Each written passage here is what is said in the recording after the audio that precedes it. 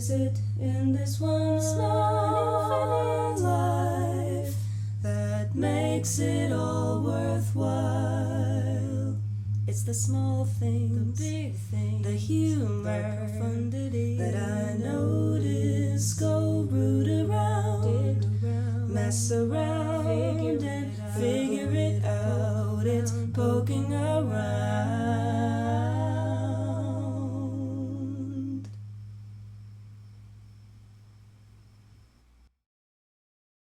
Hello, little pokers and jokers. We're sticking with that. Yeah, I think we're gonna open season 2 like that. Mm-hmm. Hello, pokers and jokers. Yes. Welcome back to Poking Around the Podcast. We, as promised, have returned to you after our brief hiatus and are actually currently in a real recording studio, which is very exciting for us. Yes, we've really stepped it up. Yeah. As you will see visually. Hopefully. Yeah. Yes, I think you'll see. You'll see. Should we just give them a little taste of what we've been up to the last couple of months and then just get right into it? Yeah, I think so. Okay. Last time we talked to you guys, it was Christmas Eve. It was so magical. What a magical time. And we've been milking our Christmas content. Yeah, I know. All of our content has been Christmas related. We're keeping the spirit alive all year long. And we've both been busy bees, I'd say, since. Yes. Well, yes. We've been doing a lot of stuff, but not busking because it's been too cold. Hannah is in a short film class currently where she's been making a short film every single week, including one that she just finished today. That's the two of us. And it's flirtatious. I've made 7 short films already this year. Yeah, I just finished editing one that's between me and Zoe. And it's basically a lesbian love story. And it has vaginal imagery. We're folding pink paper cranes. That's what's happening. It was so funny though doing that because I was we've never flirted, of course. I know, and it was so weird. funny being you really can manufacture this. Yeah, I was I'm acting. feeling kind of well, yeah, you can manufacture it. That's why you can never trust men. They're manufacturing it. They are. It's the way that you know to be to flick up your little eyes. You know what to do. You know what to do. You can manufacture that tension. Yeah. And so that's why you have to have your spidey senses up and on to see if it's real or not. Yeah. You know? I felt like it was real between us for those hours. I was oh my God. I was I'm beet red as I was editing it. I was oh, okay. And what I've been up to is I am writing my damn book. Zoe is writing her book. I signed with a literary agent and I am halfway through my 3rd draft and she started over. I started over at the beginning of January. She had to reset it in a different time. Yes. And now I'm 48,000 words into what I started back over about 6 weeks ago. So I'm in. We're making moves. We're making moves. And we're returning to the podcast. Yes. Back and better than ever. And it's felt nice to be creative. Our jobs are creative, obviously, writing poetry for people. But that's, I guess, the main creative output you and I both consistently are always doing. Yeah. So it's been really nice to take the last couple of months to focus creative energy on something entirely else. Totally. You for a book, me for some movies. Yeah. Which we've been talking about for years on this damn podcast. If you've books been and listening, movies, making our books and making our movies. Yeah. So we're actually beginning that. Stay tuned for where it goes. Okay. Let's get into it. Let's dive right in. Okay. I have the poem today. Mm-hmm. I'm really excited about the poem and the poet. I was wait. Oh. Poem time. It's poem we almost time. Forgot. It's been so long. It's poem time. I'm okay, yeah. We're remembering how to do the podcast. I know. I'm feeling awkward. I haven't seen a friend in a while, and it's hey. I'm I saw you this morning. Right. But I mean, Hannah slept over at my house last night. The pokers so, and jokers. How are you guys doing? Right. We didn't let them tell us what they've been doing, so pause here and just go ahead if you've been feeling lonely. You can tell us. Yeah, tell us. Yeah, we're here with you. Yeah. Okay, so it's poem time. The poem that I brought today, well, first of all, I've been having so much fun. We were both so low on poems for so long. Yeah. And I just did like a huge outreach. I have like poems for months ready to go. And I was like, which one should I pick for our first episode of officially season 2? And so this one was kind of like my, I don't want to say favorite, but I was like, this is the one that I was like, I'm thinking about this poem. Like I reached out to the poet and was like, I can't stop thinking about this poem. And I feel like we'll have good things to say about it. Great. The title of the poem is While in a Zoom meeting regarding the work stoppage set to begin tomorrow at 5 a.m. And it's by a poet named Ayokunle Falomo. The way he's drumming tells me he might be someone I'd love, were I to have met him, say, on a Saturday afternoon in a park, where I might have, seeing him sweat, offered him a bottle of water before asking if I can play for a while. And as I leave, my face beaming, I'll try to remember the last time my palms smacked the processed hide of an animal. Only then would I have loved him. I don't hate him. No, not exactly.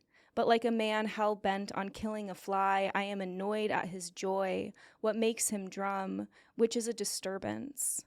Is it hate, what I am merely calling annoyance? Look, I know how to be grateful for every sound the living make, even when it punctures through the quiet space I often desire to place my body in. In the apartment I lived in before this one, a neighbor sang, for months, almost every Saturday, from the other side of the wall that separated us, which meant she was alive, which was a thing I was and still am grateful for, her being alive, but also for the songs she sang even though I did not think her a good singer, which she was not. But oh, she sang, this neighbor I never met, unbothered, I assumed by what her neighbors might have thought of her noise.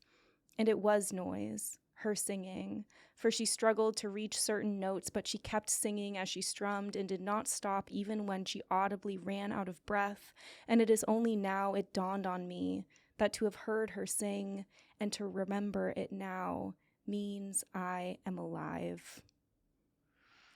It takes you on a journey. Yeah. Can you say what it's called again? Yes. While in a Zoom meeting regarding the work stoppage set to begin tomorrow at 5 a.m. So here's like the image I have in this poem, okay? Yeah. I'm feeling like it's like COVID time, you know? Yeah. Like we're in a Zoom meeting, work is supposed to stop at 5 a.m., but I'm not sure about that. Right. But you know when you're in a meeting and actually this happens to us all the time on the street. We're out on the street, we're trying to write poems. There's like a drum circle happening. Yes, of course. We're very familiar with and this. It's like, oh my God. Like it's so loud. It feels so annoying. You're like, please stop drumming. But then it's also that like tug of feeling of being like, oh, if I was not in a meeting, if I was not stressed out, if I was not like working or having all my like human responsibilities right now, I would actually be able to engage with like the joy of people drumming and like the joy of someone singing instead of like the annoyance, the way that it like interrupts the silence. It's so easy too to make such moral judgments about people that make no fucking sense in that headspace. You're like, and he was playing his instrument and it was wrong. It's like, he was on the drums so loud. Yeah. Like I'm just imagining this person is like in this Zoom meeting and like out on the street outside of their window, a guy is just like going crazy on the drums. And it's like, it's maddening like in that situation. But like it shouldn't be like, oh my gosh, like the joy of music, the joy of drumming, just like in the middle of the street for whatever reason, you know? Yeah. And so I feel like the poem is like wrestling with that. Like we start with the image of the drummer and the poet saying, the way he's drumming, here's how it opens. The way he's drumming tells me he might be someone I'd love, were I to have met him, say, on a Saturday afternoon in the park. Yeah. But I'm in this Zoom meeting in my I apartment. don't love him. And you know what's interesting when this he's like, poem actually, started? I kind of like hate him. Right, I hate him. I hate him. But it's kind of also like he's doing the thing that everyone should be doing, which is playing drums in the street. Yeah. And she's doing the thing that we're all forced to do with a gun to our head, which is being a Zoom meeting. Yeah.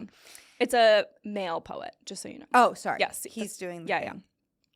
Yeah. But what's interesting is I thought this poem, because of the title and then the immediate subject, like I was like picturing this person like in the Zoom call, like this person's boss, and then being like, maybe I could love this person in this complete, like if I saw him drumming on the street. Yeah. Which I don't think is what it is, but I think that's actually an interesting thing as well, because like, especially in regards to like the world of Zoom meetings, it's like we have these little interactions with people where we're like, we put on our work suits and our like professional whatever, but like we have no idea. It's like, maybe I could love this person if I didn't meet them on like a work Zoom. Right, where we all have to use this like professional if we were like language. Drumming together, maybe I could see like their special sauce, but instead we're talking about like circling back. Is professionalism a tool to withhold us from love? I mean, it could be. Yeah. But people fall in love at work all the time. I do not get how that could be possible. Then it's like forbidden romance. Yeah. I had a romance with a coworker once. Oh, yeah. But it was very, very quickly. I was like, crap, I should not have done that. And then he got fired. So best of luck if you're out there. I wish I had sound buttons in here. Where's our soundboard? Oh my gosh. Okay, do you want me to like send you this poem, or yeah, do you send want it to me. This is published on Rivermouth Review. That's where I am looking at the poem. Here is Hannah. I am sending you this poem. Okay. And I was actually on the poet's website before, I was just kind of like looking around at him. Mm-hmm. And I watched this great video of him talking about being like, a lot of people will call me a slam poet because he like does slam. Yeah. But he was like, I prefer to just kind of be known as like a poet. And then he talked all about being like, I don't know what a poem is. And it is so comforting to me when like other poets say that, because I feel like I say that all the time, and then I'm like, is that right? Like I'm like, do other people know? Like all I do is like write poems. It's like my whole thing. Like I taught a class for Mont Blanc yesterday that was like an intro to poetry class, and I started it off being like, so the thing is that like nobody even knows what a poem is. Yeah. Like you just know it when you see it. It's just like, it's vibe. Yeah. It's vibe. No, I think that's definitely true. If someone, I would feel annoyed if a poet was like, I know what it is. It's blah, blah, blah. I would be like, well, for you. For you. Maybe. Okay. I really like in the poem the movement into the story about the neighbor. Yeah. Well, that's the part that stuck with me. Yeah. Like the first time I read this poem months ago, and I wasn't sure if I had like saved it in a folder of like poems I want to come back to, but I kept just being like, what was that poem with the neighbor singing? Because it reminded me also of, in my last apartment that I lived in, I lived right next to the highway, and there was a woman who would go out like right outside my window, but like next to the highway, where it would kind of like drown out the sound of her. Mm-hmm. And she would do all of her like singing warm-ups out there. Aww. And I could always hear her from my window. She did it every day for months and months. And it made me feel so nostalgic in this way of like, I used to be like so much more of a singer, and I was like completely familiar with like all of the exercises she was doing, and just being like, oh my gosh, I wonder if she's like in like a show right now, just, and where are you supposed to sing in a place like New York City? Or like I heard someone recently say, where are you supposed to do a monologue? Where are you supposed to do your monologue? Where are you supposed to practice your monologue in a place like New York City? Someone recently I heard was talking about seeing a guy playing the trumpet like on the side of the West Side Highway. And it's like, yeah, like where singing and doing your monologue. What about playing a trumpet? Like you can't play a trumpet in your apartment. No. You'll get evicted. But then that thing of like, there's, of course, in New York, there's a bunch of professional trumpet players because there's a bunch of professional musicians that are like playing in the pit of Broadway shows. Right. Where are they supposed to play their trumpets? On the West Side Highway. Where it drowns it out. Yeah. Or they're just the person that is the poet's neighbor who, I love this description of just like this woman being so bad at singing, but having such tenacity in it and being so completely unembarrassed. I think when people are completely not self-conscious, there's something so powerful about that. Oh yeah. It overrides everything. It's kind of like, maybe the singing actually is good. Right. And I just can't tell or something. Right. There's this guy on Summer House who's very convinced that he's an amazing singer. And he hits it with passion and confidence. And verve. He's got verve. And you know what? I think he's selling the nation. No, exactly. It's like whenever I sing in my apartment, I may be free for a few minutes before I remember how I can hear my neighbors like speaking to each other, and then I'm kind of like, I wonder what my neighbors can hear. Yeah, they can hear. My neighbors can hear everything. I will tell a really quick little anecdote. Okay, which is, in my studio apartment, I share a wall with the studio apartment next to me. Duh, that's how walls work. But both of our beds are on either side of the wall. And this was like early on in having my apartment. I had a guest over and we were doing stuff like sex. And I hear my neighbor's boyfriend on the other side of the wall go, shh, shh, shh. Listen. So mortifying. One time my parents are visiting me in New York and we're all sitting in my living room just like chatting, and my neighbors were having sex so loudly and I had to be like, I'm sorry, can we like go on a walk? You were like, no, seriously. You're like, let's listen to some music. It was really, really painful. Yeah. But yeah, I love the idea of also just like, he never meets the neighbor. Yeah. He probably doesn't even know what she looks like. Like if they were standing in line with each other at the grocery store, like he wouldn't know. Yeah. But every Saturday morning he hears her sing, and kind of like there's a love there that's shared as well, which I think is interesting, going back to the beginning of the poem where he's talking about like this drummer in a different situation is someone I could love, but right now I like am hating him because I'm in this damn Zoom meeting. But then you would think that the same would apply to this neighbor, because it's annoying probably to hear someone sing badly every single Saturday morning for like the entire time you live in a place. But then it becomes over time this like softening and this reckoning, and the way that those things are compared. And I'm thinking like he's in the Zoom meeting and he's like remembering his neighbor and he's thinking about all these things. And I just love how it's tied together and like the ease and the flow of it. And it's just like deeper and deeper like recognition of your neighbor, even if you don't have a face or anything. It's like to hear somebody singing is so vulnerable. An intimate and vulnerable thing. Yeah. And I also feel like in New York and in the US just in general, there's a culture of like not knowing your neighbors, like not knowing your community. It's a very like isolationist culture. And to be like, I'm singing, like my neighbors will hear me sing. I'm living and sleeping next to you. Yeah. You know? We sleep next to our neighbors. Yeah. I actually have a new neighbor as of December across the hall from me. We share a wall. And he likes to start playing the guitar around like 10:30, 11 p.m., which is obviously annoying to me. But I've had this similar feeling and like kind of thought process about him as well, of just being like, it's really sweet that he's just like, you know, and I hear him practicing the same little riff like over and over and over and over again.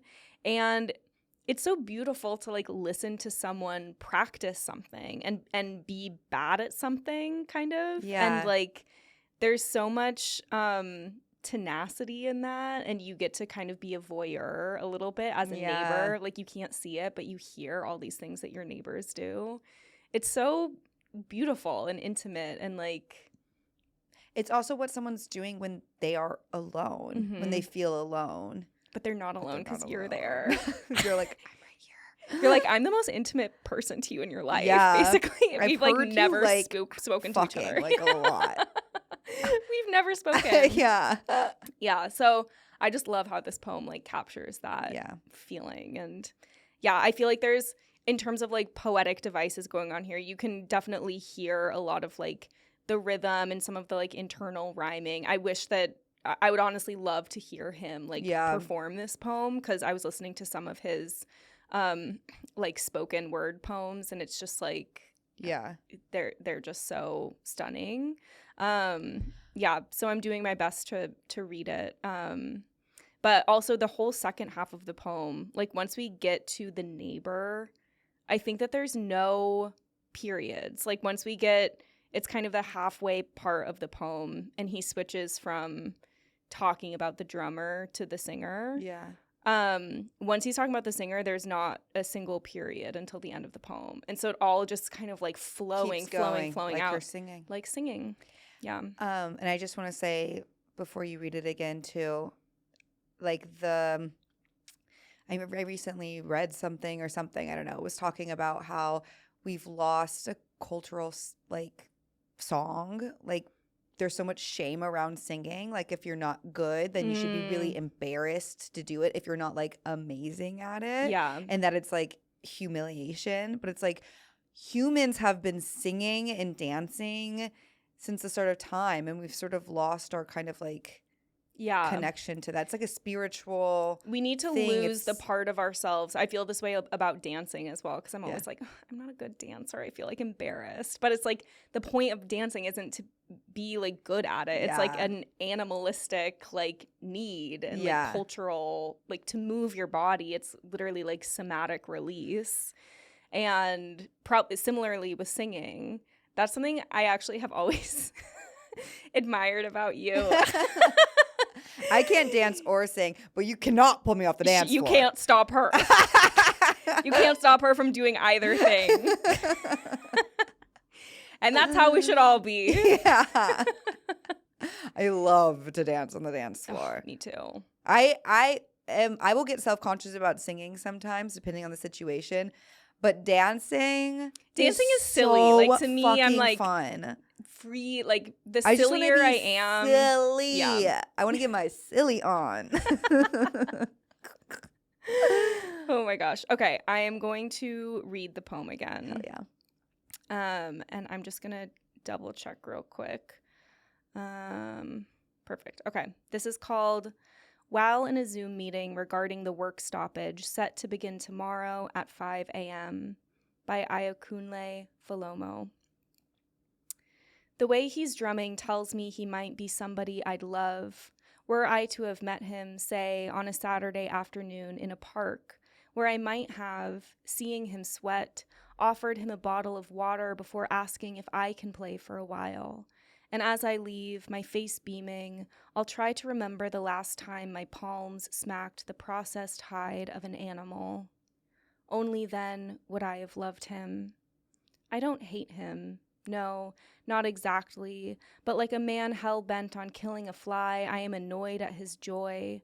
What makes him drum, which is a disturbance? Is it hate, what I am merely calling annoyance?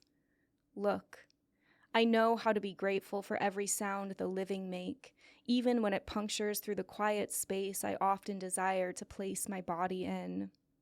In the apartment I lived in for months before this one, a neighbor sang, for months, almost every Saturday from the other side of the wall that separated us, which meant she was alive, which was a thing I was and still am grateful for, her being alive, but also for the songs she sang, even though I did not think her a good singer, which she was not, but oh, she sang, this neighbor I never met, unbothered, I assume, by what her neighbors might have thought of her noise. And it was noise, her singing, for she struggled to reach certain notes, but she kept singing as she strummed and did not stop even when she audibly ran out of breath. And it is only now it dawned on me that to have heard her sing and to remember it now means I am alive. I also love the comparison of he's like, oh, I'm hearing her sing. That means like she's alive. I'm grateful she's alive. But like me just to have like heard it, me just to be able to remember it also is proof of my own aliveness. And we're like connected in that. Yeah. Yeah. We're both alive. We're both alive. Basically, we're both alive. I think that's what poetry is all about. Is your poem kind of like getting at the fact that we're both alive? It's kind of like... You would think that you wouldn't forget that. No, but we forget, especially when you're in a Zoom meeting. You will forget that you are alive. We're all alive. Right.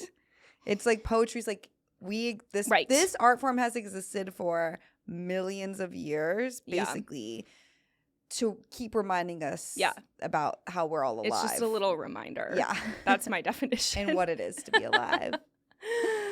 Okay, amazing. Joke time? Joke time.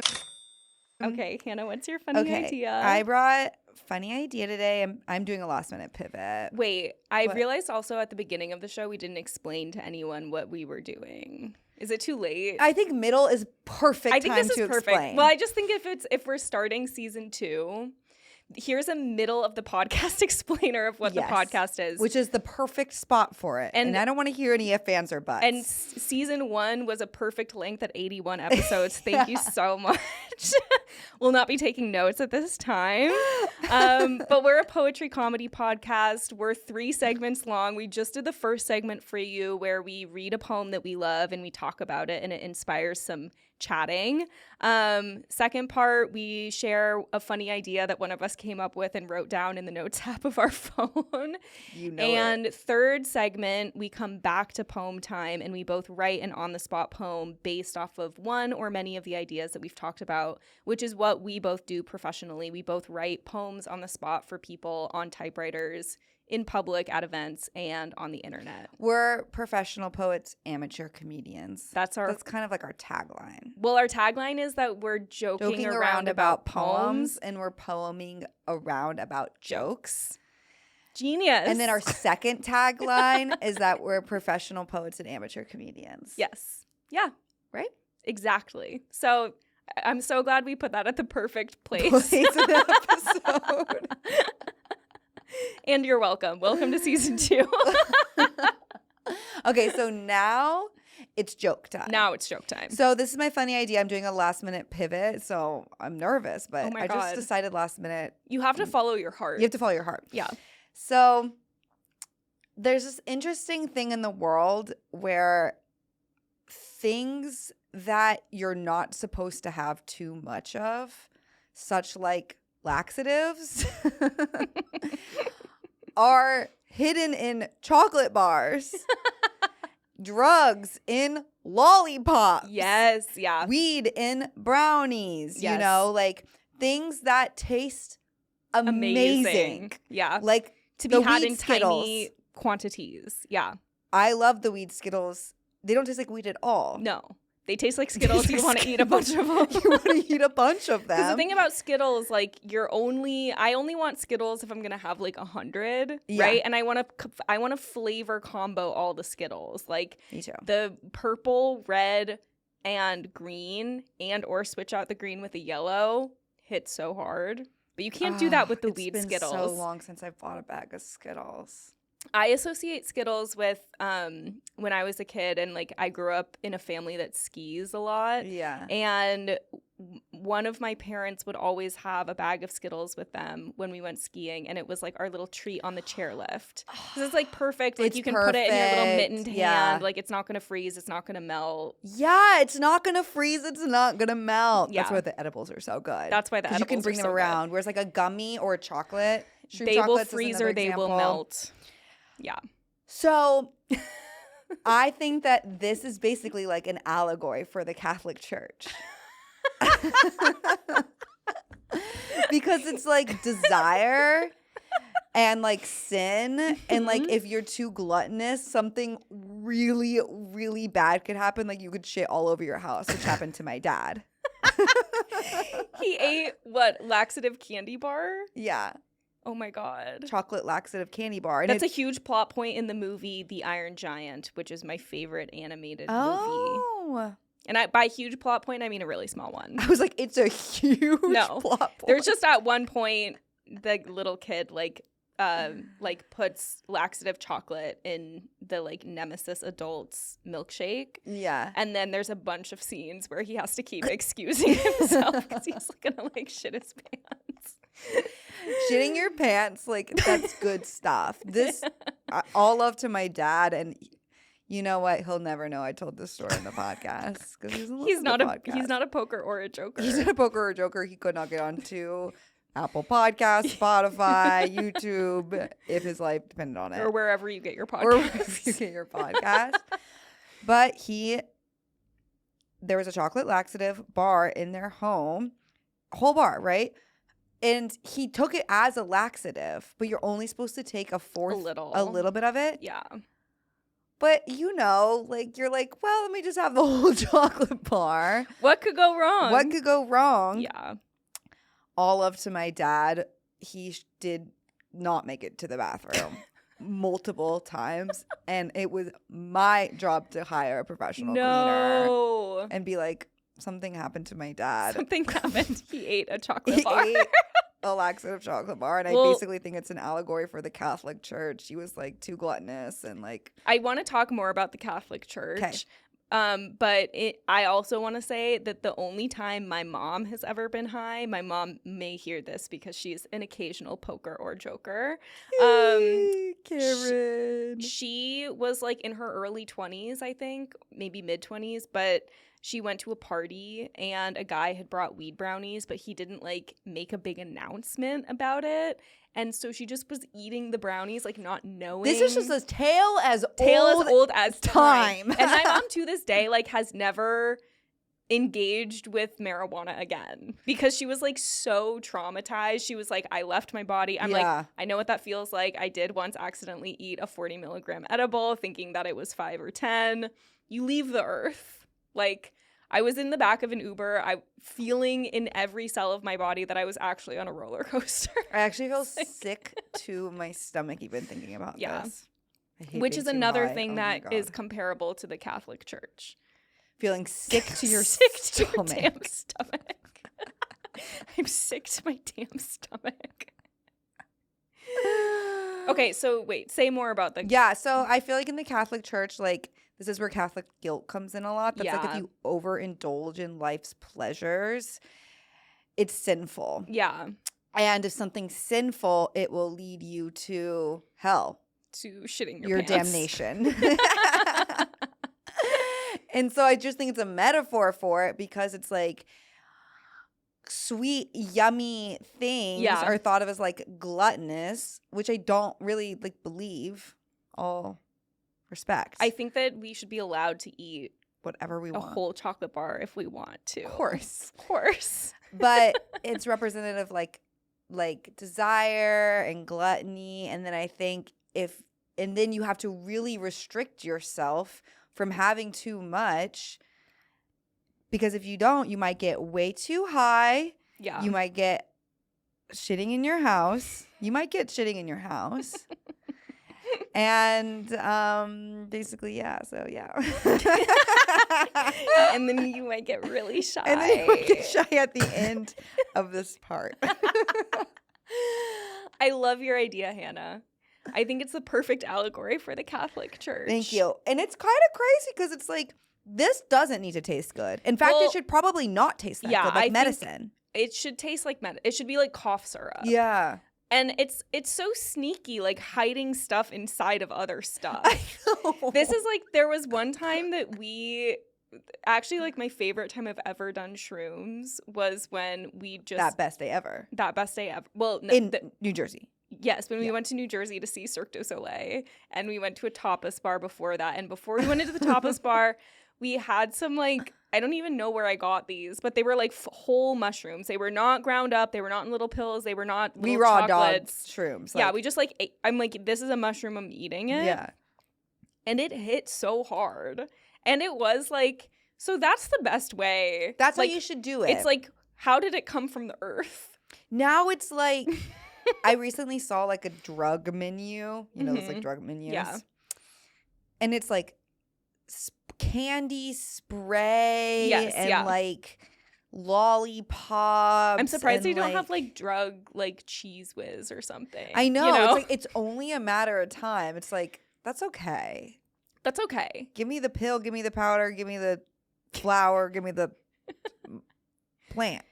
And I just want to say for new listeners that we're not heavy drug users. No.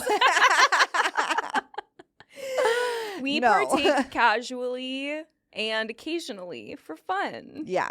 But like in baby ways. So, yeah. And if you don't, that's amazing and we respect it. And if you do, it's amazing. It's amazing and we respect it. All love from us. Okay. Yeah, I just think there's something to be said. So. There's something to be said there. Okay, should we do poem time? I think so. Okay, yeah. So now's a part of the podcast where we're both going to write poems on the spot based on the conversation that we just had, top to bottom. Mm-hmm. And then for new listeners, returning listeners, we invite you to write poems as well. You can send them to pokingaroundpod@gmail.com. You can pause the episode when we're writing and write your own thing based on what we talked about. Yeah. And no judgment for us. Like, don't feel like you need to like send us a perfect poem. Yeah. We are not sharing perfect poems with you guys. We're sharing our very first little drafts. Yeah. We've actually been putting together because all of our poems were scattered all over the place. And so one of our goals for this couple of month hiatus that we took was to like compile all of our poems into one place. Yeah. Which we're on the way to completing. Yeah. But it's wild. It's like we've both written 81 poems on the spot on this podcast. And like putting them all together. Some of them I was like, oh, this is interesting. Like I really want to like some do of them more I was this. Like, this rules. And some of them I was like, what's this crap? I know. I'm like, what is this even about? I was like, I wrote this? I would never say that. I would never write this. I would never, ever write such crap. Yeah, so part of the point of the podcast is also to liberate you and your creativity by showing you all our own processes and how sometimes it turns out better than other times. Amen. On all fronts. Okay, so now we go over just kind of like our ingredient list, everything that we talked about to kind of get our minds back in action before we write our poems. Yeah. So what did we talk about? We talked about Zoom. We did drummers, street artists. Yeah, being annoyed with people. Yeah. Singing, playing a trumpet on the West Side Highway. Right, yeah. Yeah, doing things for the joy of it and not caring if you're like bad at it, which is something that it has been the project of my life to figure out how to move past that. We talked about the Catholic Church. Of course. We talked about gluttony. Mm-hmm. We talked about shitting your pants. We talked about and we told embarrassing stories about both of our parents. Yeah. We humiliated our parents. And we were posting it all over the internet. Oh my gosh. Okay. That's great. That's it. Okay. Great. We'll be right back.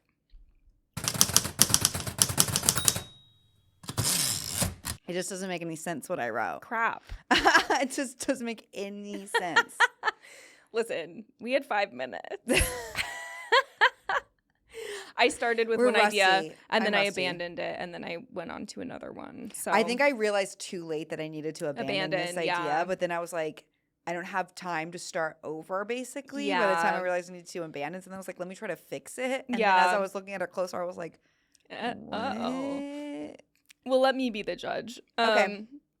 You go first. Okay, I'll go first. You go first. I'll go first. Okay.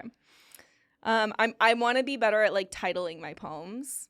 Awesome. like trying that out because we never do that crap when we're doing on the spot. So the working title of this poem is On the Train, a Mariachi Band. Oh, I know. You're like, I wish I wrote about that. I know. I'm like, what the hell did I write?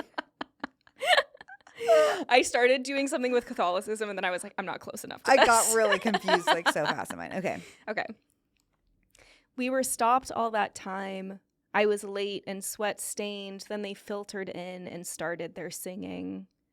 Oh my God, I thought, could have flung myself right then onto the tracks. I was all bristle with hackles raised. I was long line of stress, and the minutes ticked, and the music kept going. Then, across from me, from beyond my phone's screen, I spotted her. A little girl, face turned up and marveling, her legs kicking in rhythm. She got up to dance with them. Then all at once the world was limbs flailing, hearts akimbo, hums and strums and pluck and love.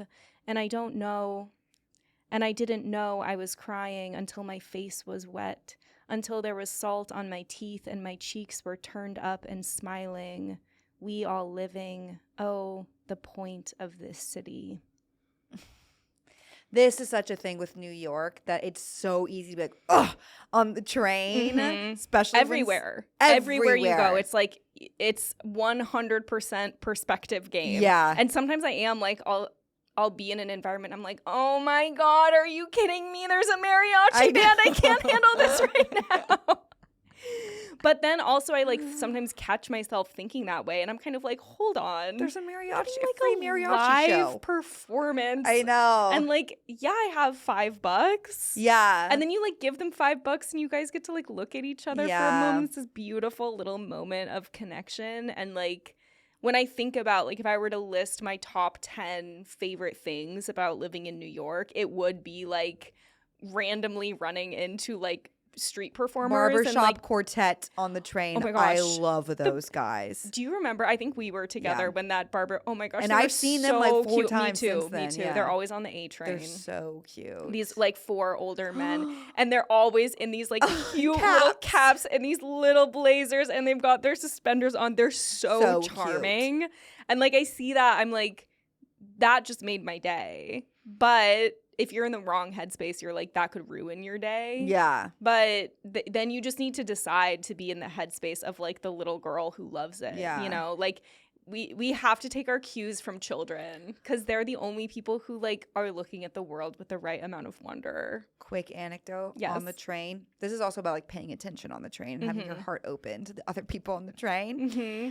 I saw this woman and she had a stroller in front of her with a little girl in it. The woman was sitting, the stroller was in front of her, and the woman was listening to a voice note on her phone, which is like up to her ear, and it was in Spanish, so I couldn't understand it, but she was crying, all these tears running down her cheeks.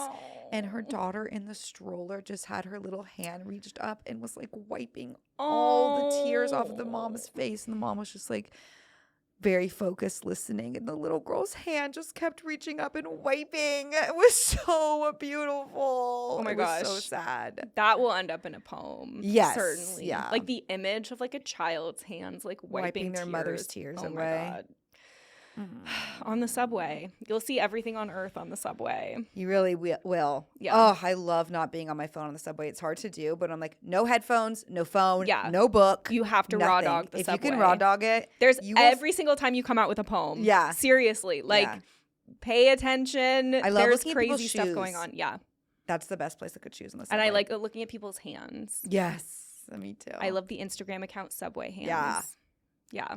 And I'm often taking pictures of people's hands, especially if they're like knitting or something. I'm like, yeah, you're knitting on the subway. I love you. Okay, I'll read my poem again. Okay. On the train, a mariachi band. We were stopped all that time. I was late and sweat-stained. Then they filtered in and started their singing. Oh my God, I thought, could have flung myself right then onto the tracks. I was all bristle with hackles raised. I was long line of stress, and the minutes ticked and the music kept going. Then, across from me, from beyond my phone's screen, I spotted her. a little girl, face turned up and marveling, her legs kicking in rhythm. She got up to dance with them. Then all at once the world was limbs flailing, hearts akimbo, hums and strums and plucks and love. And I didn't know I was crying until my face was wet, until there was salt on my teeth and my cheeks were turned up and smiling. We all living. Oh, the point of this city. Snaps. Hey. We don't snap enough. We're not snapping ever on here. We're both just stupid like when I do it, kind of. No, it is silly. Yeah. Whatever. We like to just go like this. Yay! Yay! Okay. So I want to take back what I said about it being bad because it's a no judgment zone. Mm-hmm. And sometimes you have to experiment to try to stretch and grow. Also, a poem can be anything. And a poem can be anything. And a poem, crucially, can make no sense. Exactly. And I think I'm trying to expand and stretch and grow. Yeah. I could have written something else, but I wrote this. Sing it, sister. I've stuffed my 29 and 10-month-year-old shame in the center of an LSD gummy, buried under gelatin and sugar coating. For if I'm disappointed, at least it might taste like blue raspberry. At least I'll be high while humiliated. I've never been afraid to sing. I'm told I'm bad at it, and I think that's the biggest relief. Sweet to know it's not my dream. Ooh, I like that. Yep. Yep. I stand by my poem. I stand by my poem. And I stand by it.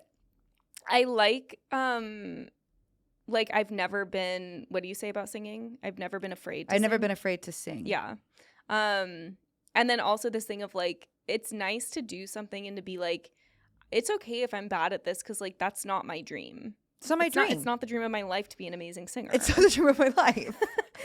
And so like, great, I can just go ahead and like let that go and like let go the shame of being bad at it. Like, of course I'm going to be bad at it. Like, everyone's bad at a bunch of stuff. Most people are bad at most stuff. Yeah. The fact that I'm good at anything at all is a miracle. It's a miracle. It is actually. It's a miracle. Yeah. To feel like you have like a natural inclination towards one or a few gift. things. It's a gift. It's a gift from God. It's a gift from God. It's a godly gift. Whatever that may mean to you. Yeah. I kind of was towards the end of trying to figure out what I was doing with this. Mm-hmm. I was like, oh, maybe there's something about like burying like in the gummy your like dreams, like your dreams, the things that you're good at. Like those are the things that you need to like chase and like hide and like that you're scared to like access a lot of the times, you know, you almost need to like hide it behind something or something.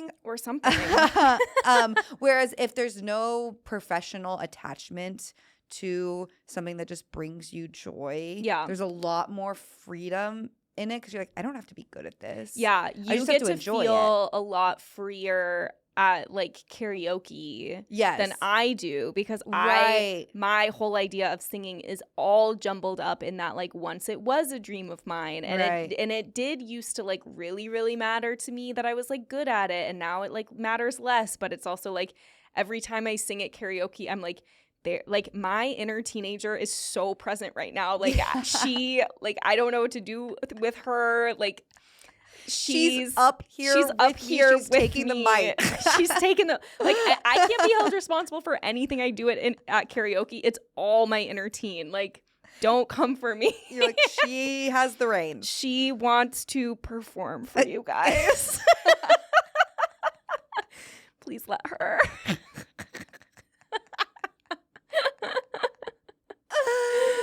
Oh my gosh. Whereas if you're participating in something you love, it's like, oh, but you know, I'm not sure about it, and it's not exactly how I wanted it to be, so you don't really have to come. It's like you hide all this, you put a bunch of gelatin in around it. Yeah. I would say gelatin. Yeah. But that's just me. I would say gelatin. Stand by it. I'm stand by it. I think it's a more interesting sound. Gelatin. Yeah.